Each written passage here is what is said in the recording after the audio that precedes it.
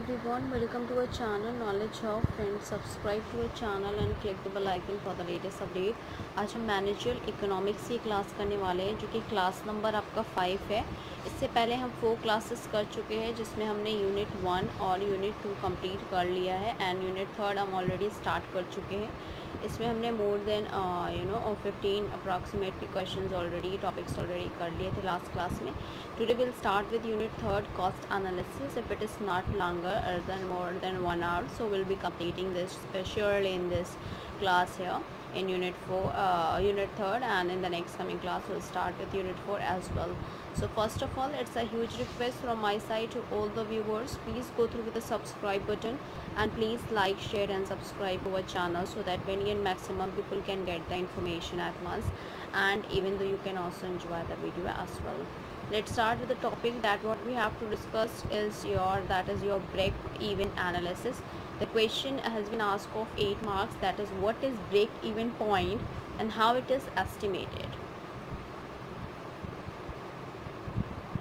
Break even point, it's a break even point that what we have to discuss here. In the break even point, that break even analysis is a technique that helps decision makers to understand. So with that, to make us to understand the relationship among the sales volume, cost and reverses in any organization.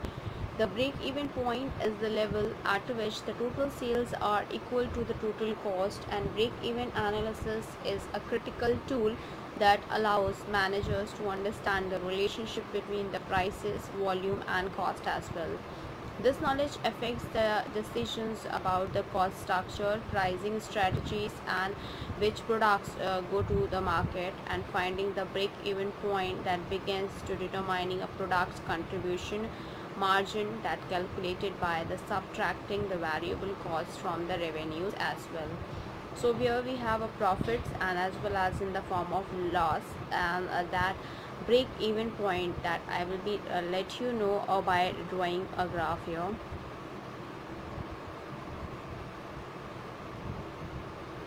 This is rupees and this is your total units.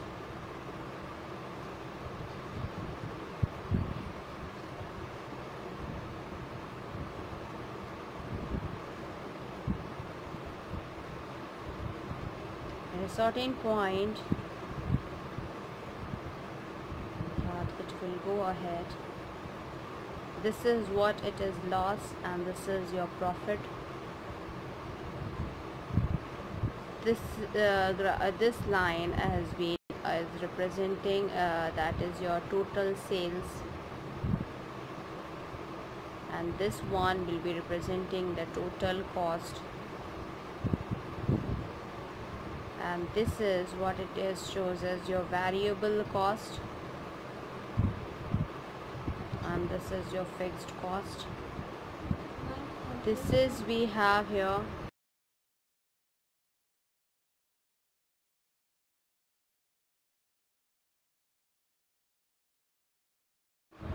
so here this point is known as break even point. So in break even point, this is a point where it is known as break even point, where the contribution margin that can be expressed in dollars, and to find the break even in units or as a percentage ratio, like for a break even in dollars, that the total fixed costs are then divided by the contribution margin to find the break even point. So that has been represented it here, and which is your break even point in units, which is equals to here total fixed cost upon contribution margin per unit.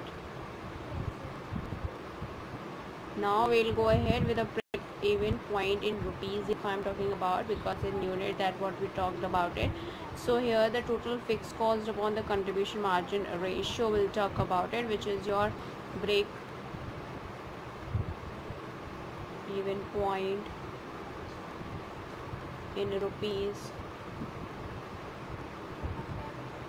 and that we have here, that is your total fixed cost, that is your contribution margin ratio. So here, that is the other question is write short note on revenue.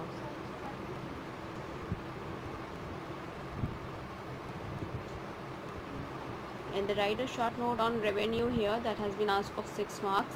That revenue is the amount of money that is brought into a company by its business activity.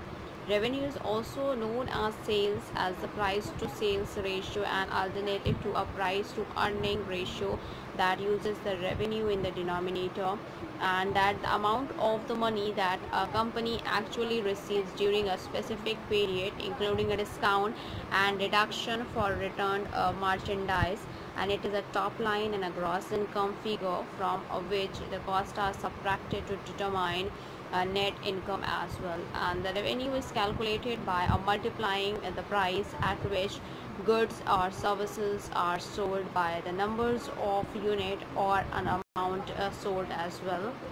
Where there are the different ways of calculating the revenue depending on the accounting method and a business employ, where the accrual accounting will include sales made on credit as revenue, and as long as the goods or the services have been delivered to the customer here. It is therefore necessary to check the cash flow statement to assess how efficiently a company collects the money it is owed, and that is the cash accounting. On the other hand, that will only count the sales as revenue if the payment has been received, and when cash is paid to a company, that this is known as receipt, to distinguish it from revenue. And it is possible to have a receipt without revenue if the customer paid in advance for a service that has not been rendered or goods that have not been delivered as well. Now the other question that has been arise is how variance is different from comparison. So that is has been asked of 2 marks here. So we'll go ahead with the question as well, which is how variance is different from comparison. So variance is different from comparison, that what we talk about it, and that the variance and standard deviations are the widely used measure of dispersions of data or the finance and or in finance and investing, the measures of the volatility of the assets prices as well, where the variance is defined as calculated as the average squared deviation that from the mean, and the standard deviation is calculated by the square root of the variance, or in full definition, the standard deviation is the square root of the average square deviation from the mean, and that comparison is the act or the process of finding things that are similar or different between the two or more things or people as well. We'll talk about the other question that has been asked is that give an application of material used variance with a numeric example. So that has been asked of 10 marks. So that we'll talk about in a detailed here. So that is to find it out as well. So let's go ahead. Application of material used variance with numeric examples.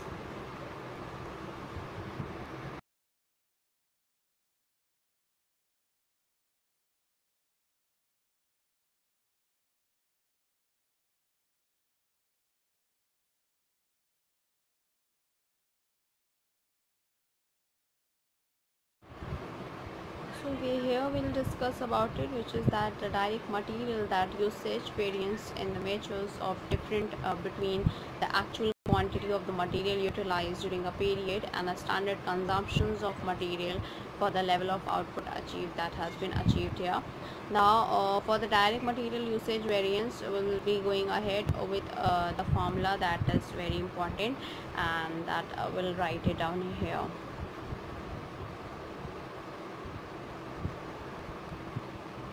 So in the formula here, that is your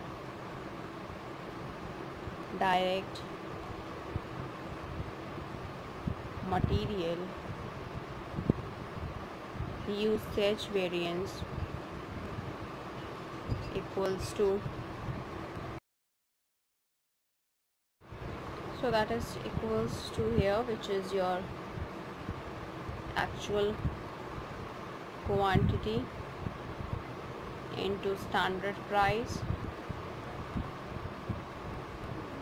minus standard quantity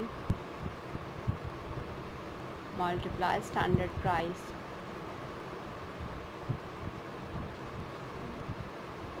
The other formula as well we have here, that is your standard cost of actual quantity minus standard cost standard quantity. The other we have,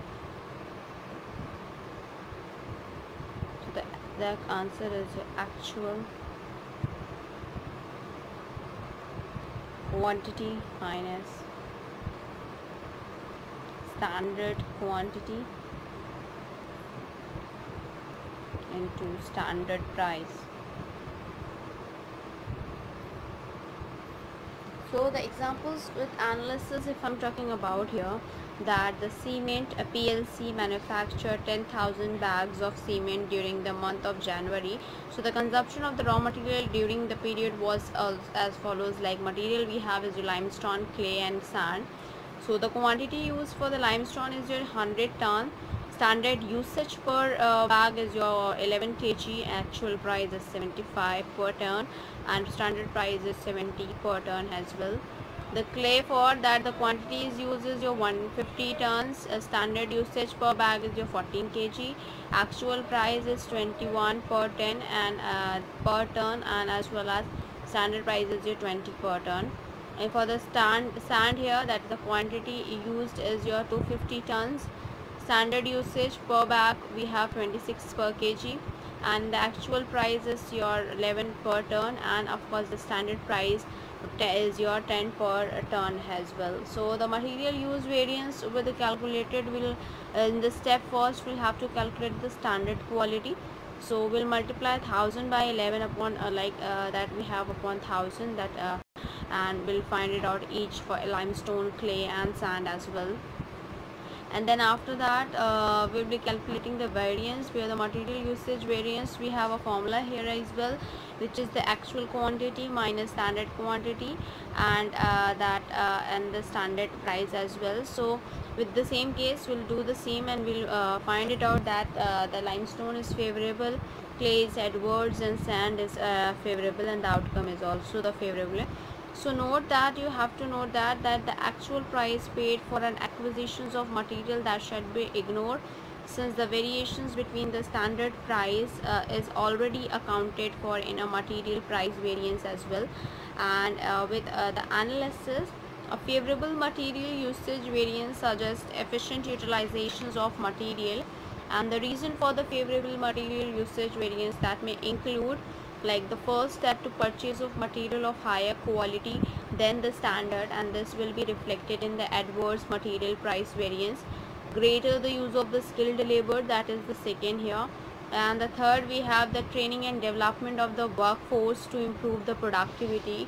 The fourth is that use and improvement of automated manufacturing tools and process as well. And that the fourth, then other we have is your that an adverse material usage variance indicates the higher consumption of material during the period as compared with the standard usage as well. We'll talk about the reasons for the adverse material usage variance include, like the first we have the purchase of the materials of the lower quality than the standard, and this will be reflected in a favorable material price variance, and that uses of unskilled labor and increase in material wastage due to depreciations of plant and equipment as well. In the same references, I'll talk about the production function as well. That the other question has been arise is to give definitions of production function and list important assumptions, uses and types of production function as well. So that we'll have to talk about it. So first we'll discuss about the importance of production function, but we'll first discuss about the production function definition here. Production function. First we'll discuss about definition. So in the terms of definitions here, that there are many definitions, but we'll talk about the two here. That has been said by the Samuelson, and that is that the production function is the technical relationship that reveals the maximum amount of output capable at being produced by each and every set of input under a given state of technical knowledge. The second definition has been said by the Michael R. Bay, and that is the production function is a function that defines the maximum amount of output produced with a given set of input as well. So here we'll discuss about the importance of production function.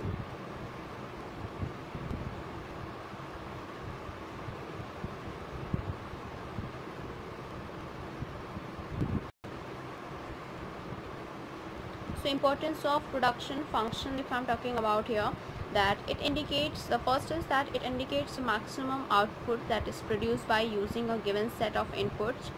The second, it indicates the proportion of various factors in production. The third, it shows the most optimum combination of factor. And the fourth, it gives the nature of output in relation to our input under the different condition as well. The other we have is your assumption of production function.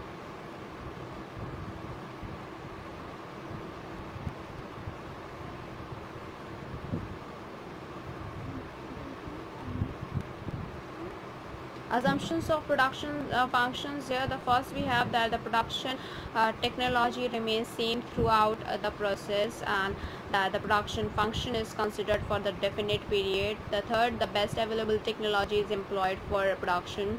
The fourth, that all inputs are separable, and the fifth, that all inputs are utilized to their optimum efficiency. The third we have is that we'll talk about, that has been asked here, that is your uses of production function. So uses of production functions here, that the first use is to obtain the maximum output with the given set of input. The second is to reduce the number of input and the cost of input. The third is that for determining the required quantity of factor input of producing the desired output as well. We'll talk about the other one, that is the types of production function.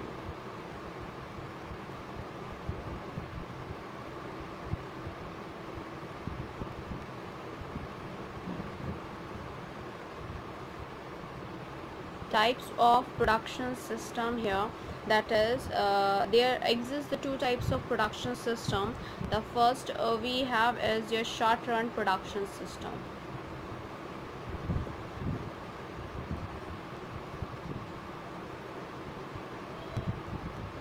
The short run production system, in that in a short run production function, that here in this that some of the production inputs are fixed and some inputs are variable.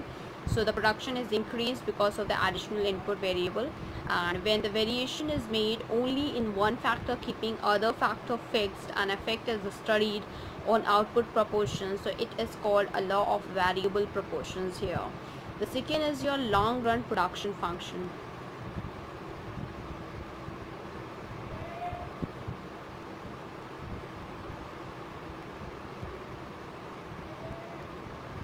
long run production function, that in a long run production function all factors of productions or inputs are variable, and when there are large quantities at inputs, so there is change in scale of production, and the relationship between input and output is given by a law of return here.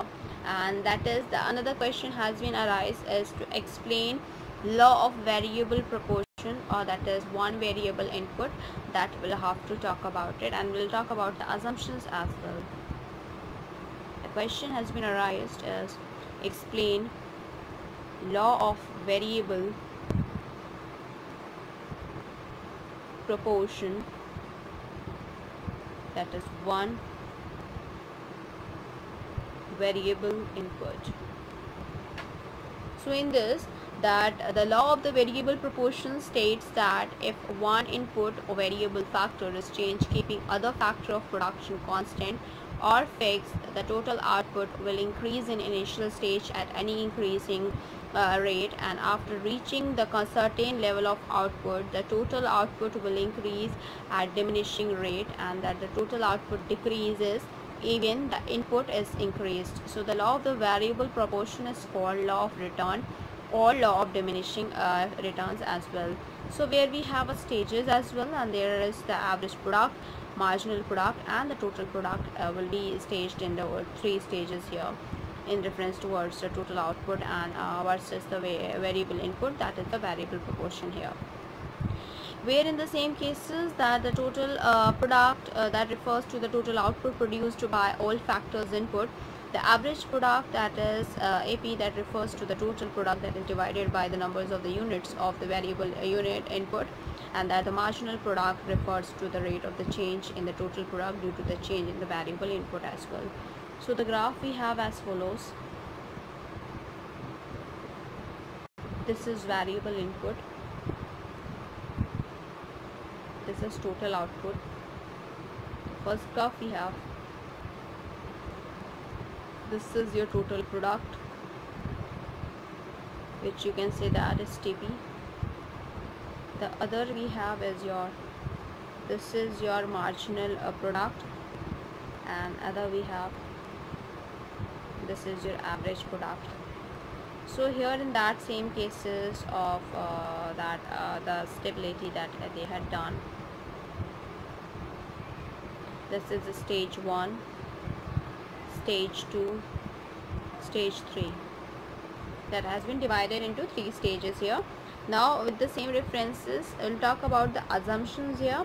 In the talking about assumptions, that there are the 3 assumptions. The first is your constant technology, second is your applicable in short run, and the third is your homogeneous factor. We'll talk about here, that is your assumption. So in the terms of assumptions here, the first we have constant technology.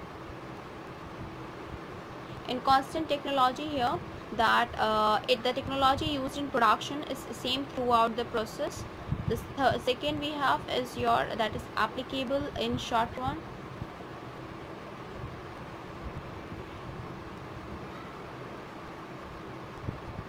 So here in this, that the law of the variable proportion is applicable in a short run only as input factor may change.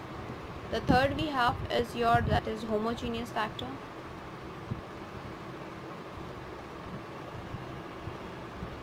In homogeneous factor, all the input factor that are identical and of same quantity, that comes under the homogeneous factor here.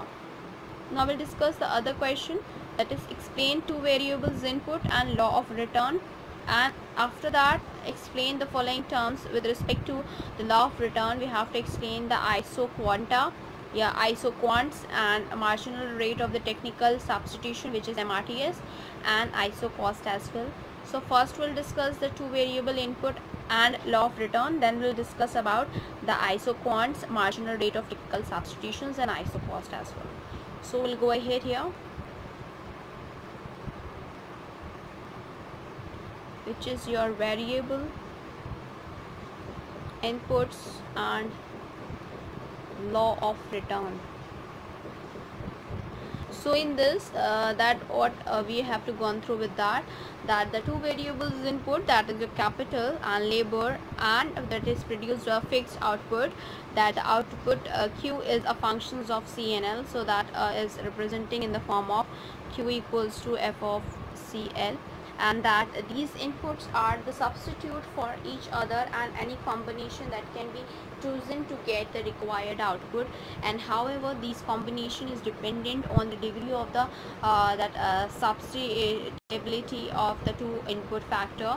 So first we'll with respect to the variable that the law of the return that has been asked, and that we'll talk about as your isoquants.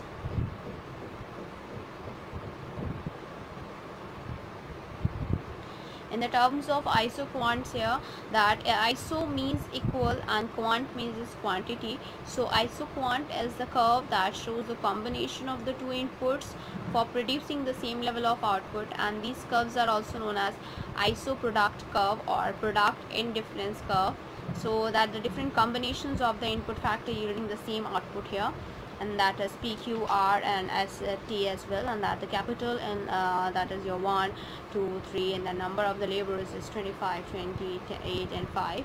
So the different inputs combinations of producing the 10,000 unit output, and where that the investment that goes up to the required numbers of laborers and are reduced for producing the same output, and an isoquant is obtained by plotting these points to be shown here as well.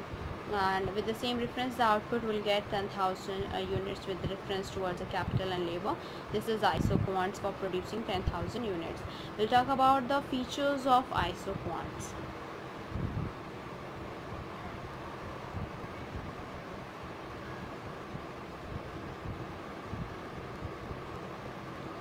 So the features of isoquants that we'll have to talk about it, which is the first we have is your downward sloping.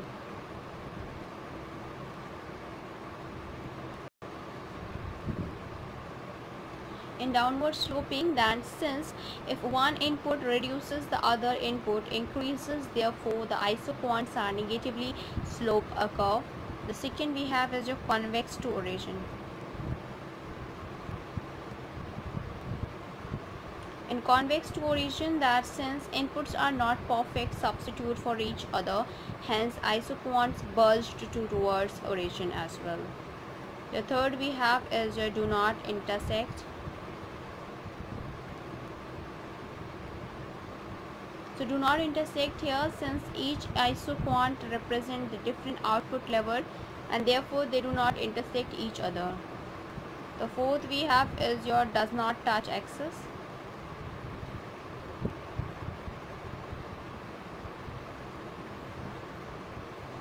So does not touch axis here, that as both inputs are required to produce output, and therefore isoquant does not touch any axis as well.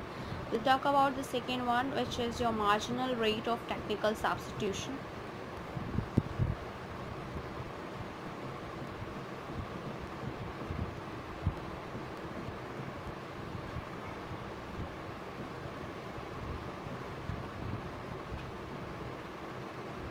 Which is MRTS. That the MRTS, which is marginal rate of technical substitution, that refers to the rate by which one input factor is substituted with the other or attain a given level of output. When two factors of production, labor and capital that are employed, then MRTS of the capital for the labor is number of the laborers which can be placed by 1 unit of capital. Usually the combinations of capital and labors are MRTS. MRTs are the isoquants where the input factor are perfect substitute, and they are called linear isoquants as well. In the same references towards it, that we can say the graph of it that we have.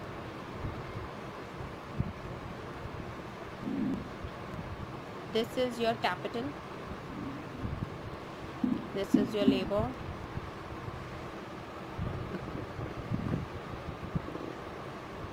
This is your labor. So the big one is your the production level 2000 unit, and this is for the production level that is your 10,000 unit. So this has been represented the linear isoquant here. Now we'll talk about the another one, which is isocost.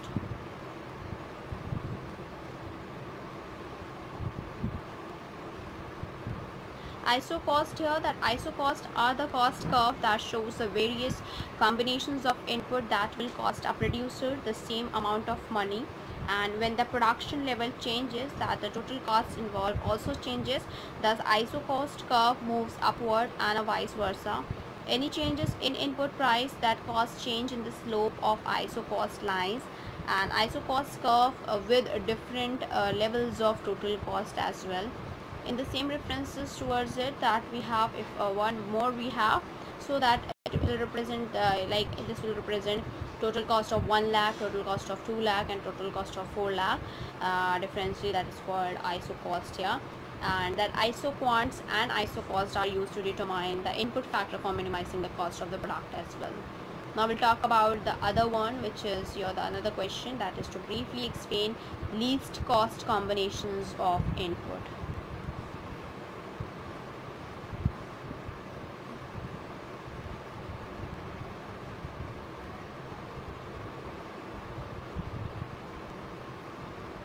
So least cost combinations of input here. In this, in order to gain maximum profit, that the cost of the production must be reduced. ISO cost and ISO quants are used to determine the input factor for minimizing the cost of production at maximum cost, and this is known as least cost combinations of input. The least cost combinations of input is obtained by superimposing the ISO cost and ISO quant curve, and that the point of the tangency is ABC. That has been the ISO quants curves that shows the least cost combinations of the input where the output is maximum, and that the line representing least cost combinations of input, which is ABC for the different levels of output, and is called an expansion path or a scale line as well. And that will be here it is, that is the expansion path, and then we have ISO curve, and then we have ISO cost curve as well. That is the least cost combinations of input here. We'll talk about the another one, which is to explain the Cobb-Douglas production function. Cobb-Douglas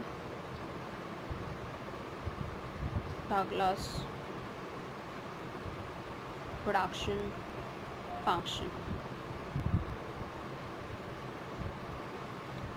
In this, that the Cobb and the Douglas defines the relation between physical rates of input and physical rate of an output by an expression, and that we have here is that P equals to BLA and C1 minus A. So here that P is the total output, and where L is the index of the labor employment. This small c is the index of fixed capital, and this is A is your elasticity of production. So the Cobb-Douglas model is used in interpreting the economic analysis. According to the Cobb-Douglas, if the output has to increase by 10%, the input has to increase in the same proportion. Now we'll talk about the features of Cobb-Douglas production function. In the term of features here, that the first feature is that the Cobb-Douglas production function is based on macro level study. The second function we have, the feature we have, it assumes the constant return to scale. The third feature, that the substitution elasticity is equals to 1. And the fourth feature, that elasticity of the production A and 1 minus A, that measures the percentage change in the labor and that the capital responsiveness as well. Now we'll talk about the other question, that what we have to go through with that, and which is to explain law of increasing returns, law of constant returns, and as well as in the same cases that law of decreasing returns as well. So we'll talk about one by one here.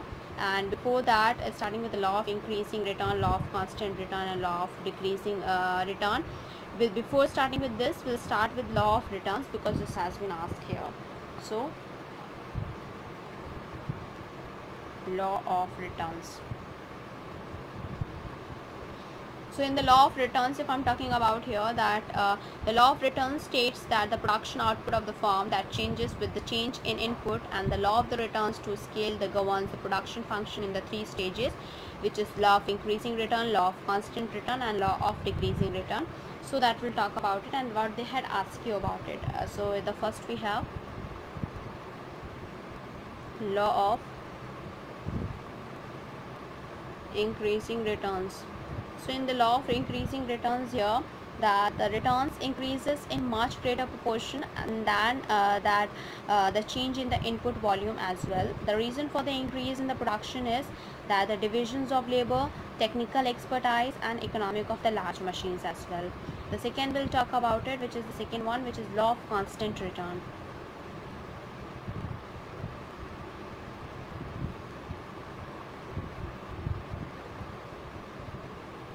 So in the laws of constant return here, that is the second type of law of return, and as well as that has been asked as well. So when the production returns are proportional to the input factor, constant return to scale is set to operate, and the law of increase of output that remains the constant, and all the factor of increasing production becomes less effective, such as group technology, division of labor, economic of large scale, etc. The third we have is your, that is law of decreasing return.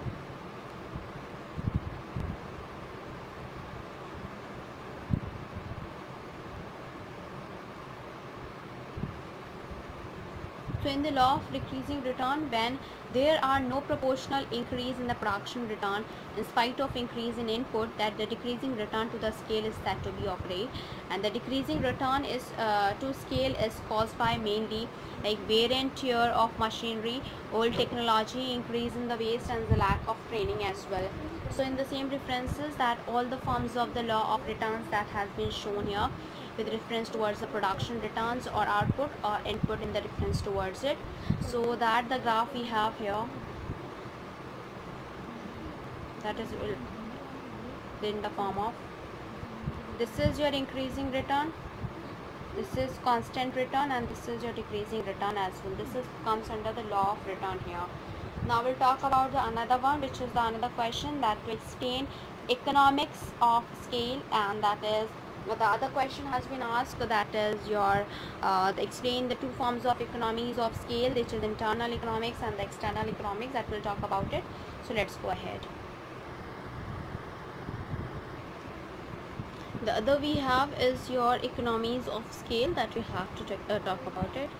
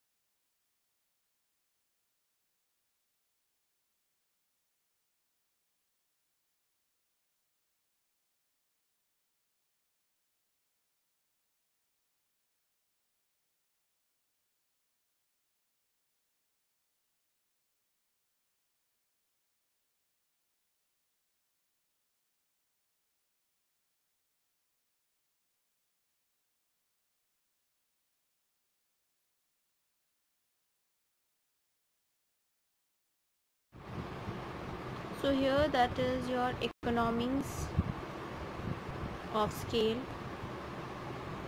So in the economies of scale, when a production is done on large scale, that the average cost of the production reduces, and it is called as economies of scale. And there exist the two forms of economies of scale. The first we have is your internal, and the second is your external. The first we have talk about the internal economies, and the second we have is your external economies. So that we'll talk about in a detail, because that has been divided into many here in the terms of internal and as well as in the form of external as well. So let's go ahead. So we'll talk about the internal here.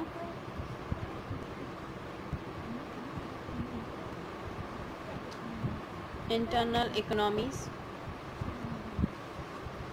So in the term of internal economies here, that the internal economies refers to the benefit enjoyed when the firm increases its sizes and the output of production. Internal economies is the production reduces the production cost, and internal economies arises within a firm due to its own expansions or increase in the scale of production. Hence it is called economic of scale as well.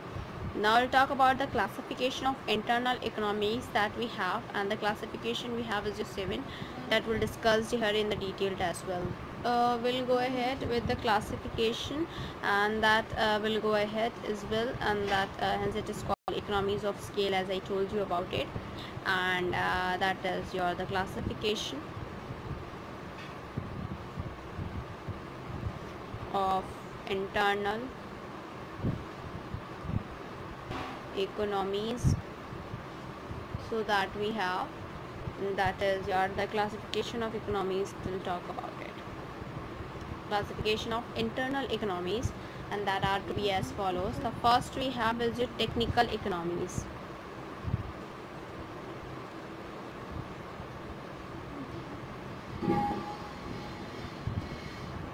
Technical economies, that the technical economies that can be achieved because of adopting the better technique of production, use of powerful machineries, and employing the specified technical know-how, and use of the new technology for the production process increases the volume of productions and reduces the wastage as well.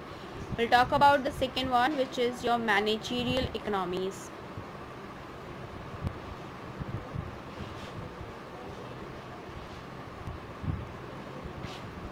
In managerial economies here, that is, the managerial economies are achieved from creating the special department, creating the functional specialization and delegations of responsibilities as well. In a large scale production, managers that are required for a separate department and their function. So here in the managerial economics, that is, your managerial economics are achieved here, that in the form that creating the special department, creating the functional specialization and delegations of responsibility. In a large scale production, that managers are required for separate department and their functional specialization led to minimum wastage, optimum use of resources. Therefore the cost of the production become low as well. The third we have is your commercial economies. In the commercial economies here, that the commercial economies that arises due to that the bulk purchases of the material and bargaining advantages and sales of goods as well. When raw materials and spares are purchased on the large quantities, there is a huge saving in the cost of the material and the cost of the procurement, transportations and storage cost, and these factors further reduces the cost of the production and increases the profits as well. So here we'll go ahead with other one, that is the fourth one, which is your financial economics. That is your financial economies. In financial economies, that the financial economies arises from the fact that a big firm has a better credit and that can borrow at more favorable rates, and share of this company. In the financial economies, that the financial economies arises from the fact that a big firm has a better credit and that can borrow at more favorable rates, and share of these companies enjoy wider market and encourages the prospective investors as well. The other we have is your fifth one, which is your risk bearing economies.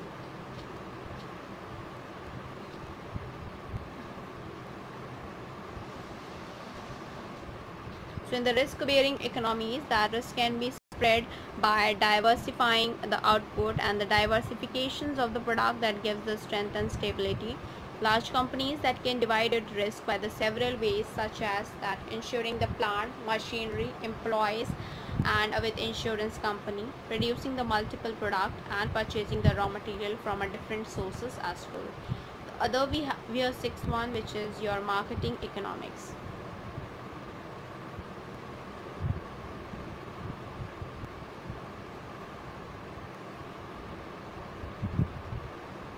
In marketing economics here, that a large company that can maintain a professional marketing division for the various related activities such as customer surveys, effective advertising and the sales promotions as well. The seventh we have is your R&D economics.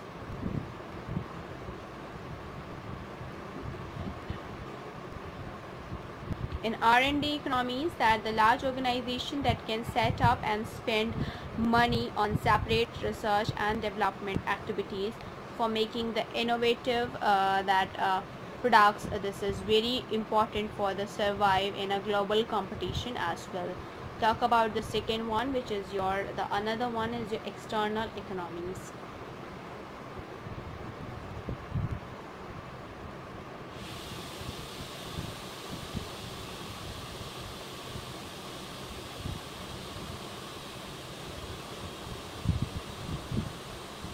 So in the terms of external economy, with that what we have to talk about it, and that even though we have to gone through with that, and that is your which is your that external economies. In the external economies, that external economies refers to the benefits of the firm which are not dependent on the size of the firm and also not on products. The external economies benefits all the firm in the industry as a result of the expansion industry that enjoys the following benefit, that is availability of a new and a cheaper raw material, availability of a better machinery, discover and diffuse the superior technical knowledge, and trained labor, credit facilities as well. We'll talk about here in the classification of the external economies we have.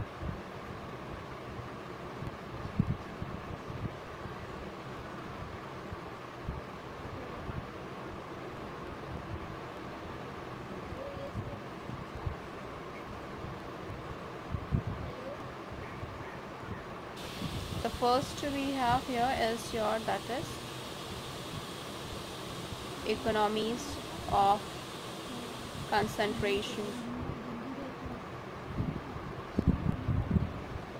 In the same cases here, that economies of concentrations here, economies of concentration is due to the advantages from the availability of the skilled labor and better transport, credit facility, scattered firm that cannot avail these benefits. The second we have is your economies of information.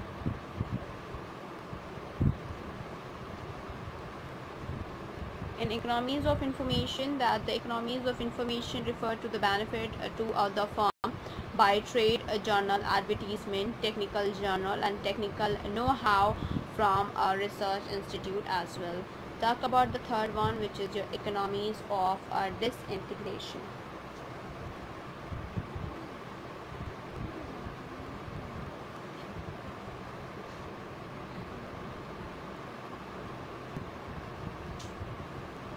Economies of disintegrations here, where when industry expands, some of the process that can given the socialist form. That example is the number of the steel or a petroleum company. The fourth we have is your locational economies.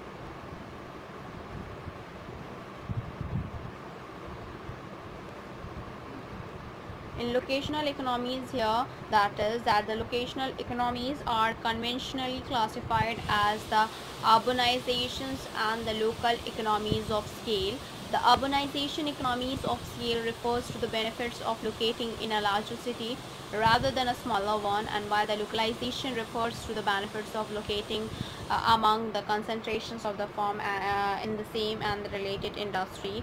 The urbanization economics positive externalities, it results in the cheaper transportation services, that access to a large labor pools and access to a wide range and business services as well, and amenities in general as well. Large cities that can also impose this economics of scale, that is your negative externalities in the form of congestions, pollution, and crime. The localization economies of the scale offers the positive externalities to firms in the form of the lower cost of production by reducing the transportation and processing the cost of closely related function. Few more features of localization economies are that first is an established reputations for goods, a highly skilled labor pool, and low labor turnover and training costs, specialized services in marketing, research and development that may be available, a variety of a small specialized firms that are available to supply the highly specialized services. In addition, while the firm may compete, that they also cooperate in sharing information of market and technology, helping one another determining the acceptable form of business behavior.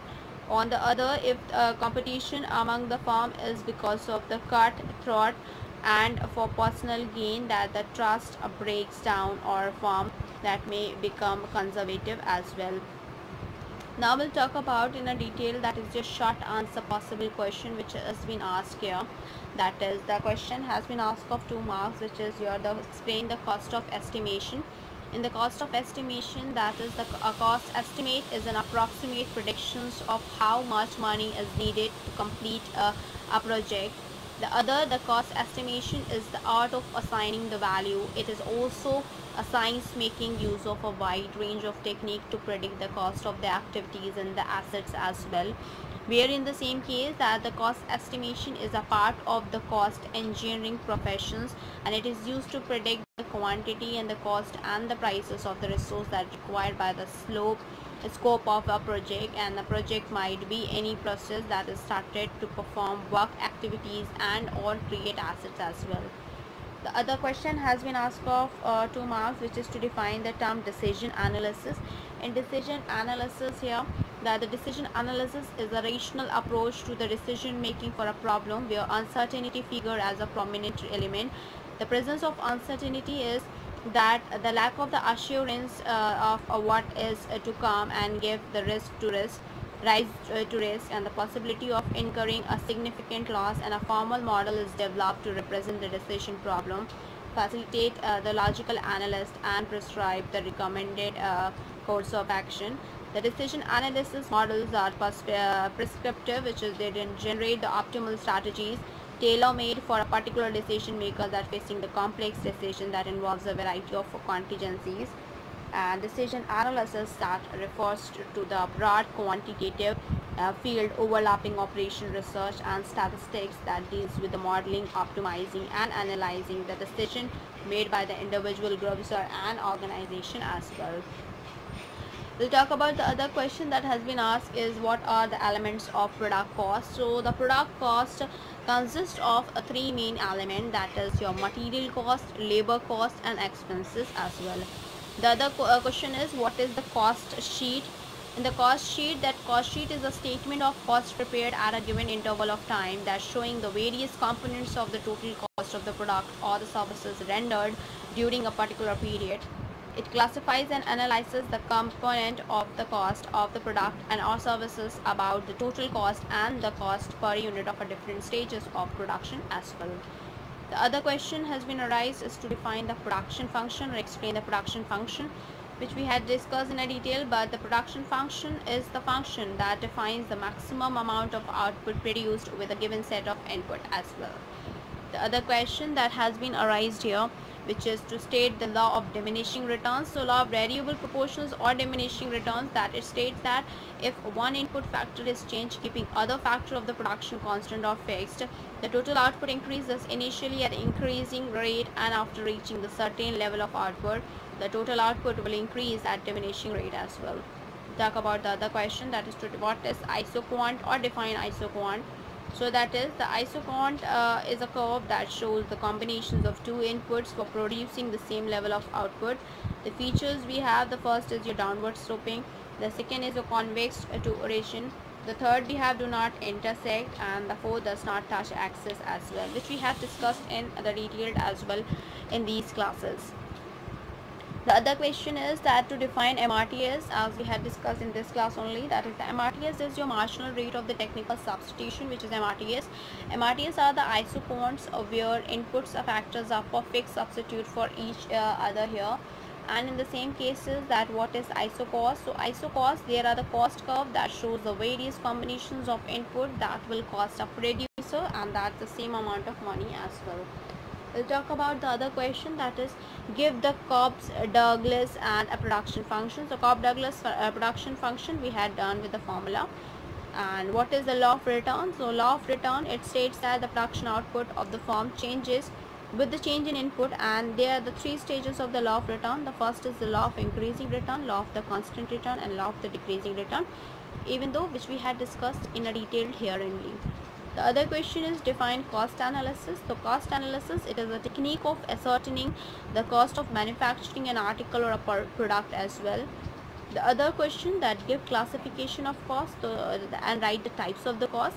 So the classification of the cost we have, the first is the opportunity cost, the second is differential cost, third is standard cost, fourth is sunk cost, and the fifth is your imputed cost as well. The other question has been arise, what is BEA? That is your break-even analysis. Break-even analysis is a technique that helps decision makers understand the relationship that amongst the sales volume, cost, and reverses in any organization. The other question has been arise, write down the basic assumptions of productive function. So the assumptions of productive functions that we'll talk about it, which is your that is the first assumption is that the production function is related to a particular period of time. There is no technology changes, best available technology is employed for the production, all inputs are separable, and all inputs are utilized to their optimum efficiency. The other question has been arise, what is meant by comparative cost? The comparative cost here, that the comparative cost is a comparative advantages that is expressed in the terms of cost, and it is defined as the ability of the firm or individual to produce the goods, services at a lower opportunity cost than the other firm or individual here. The other and the last question of the session, that what is short run cost? In the short run cost, that includes the cost associated with a fixed plant and other facilities for the short period as well. This is what we had talked about it in the terms of these were the questions that has been asked of 2 marks possible questions as well, and that what we had even to talk about it. So first of all, it's a huge request from my side to all the viewers, please go through with the subscribe button and please like, share and subscribe our channel, so that many and maximum people can get the information at once, and even though you can also enjoy the video as well. And other than the managerial economics, what we are dealing with is that we are dealing here many of the questions, many of the subject, that is your DBMS, that is your database management system as well. And in the same references towards it, we are dealing with reasoning, where we had covered up the verbal reasoning, and we are dealing with non-verbal reasoning, where we had started with the first topic of series, where we'll do it more than 1000 questions here. Other than that, we're dealing with the computer graphics, as well as we are starting with the quantitative aptitude as well. So you can go through with that, and you will be finding out each and every video here through the playlist. Now we'll go ahead with the managerial economics, that what we had covered up and what we have to cover up, that the syllabus of managerial economics. The unit 1 we had completed, that is your introduction of engineering economics and demand analysis, where we had covered up the meaning and the nature of economics, relations between science, engineering, technology and economics, meaning of demand, determinants of demand, shifts in demand, law of demand, price elasticity of demand and the types, income elasticity, cross price elasticity, determinants of elasticity, uses of and importance of elasticity as well. The other we had done, that is your unit 2, which is your concept of supply, that is law of supply, factor affecting supply, elasticity of supply, and demand forecasting, that is introduction, meaning and forecasting, methods or technique of demand forecasting, criteria for the good demand forecasting, and the demand forecasting for a new product as well.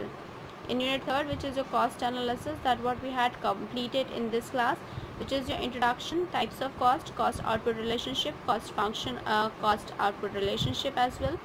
In that, in a short run and a cost output relationship in a long run, short run and a long run, break even analysis, production function, law of variable proportion, law of return, economies of scale, and internal and external as well, that we had talked about it.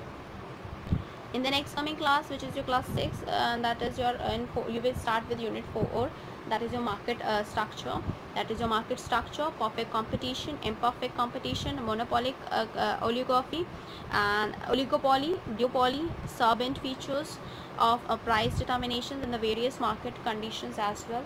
And in the next coming class, we'll discuss about the unit 5th, which is your nature and the characteristic of Indian economy, concepts of LPG, elementary concepts of national income, inflations and business cycle, concept of NI and measurement, meaning of inflation, type of causes, phases of business cycle, investment decision for boosting economy and national income and per capita income as well.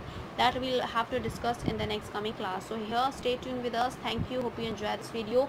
If you like this video, please give a thumbs up and give a suggestion in a comment box. Thank you.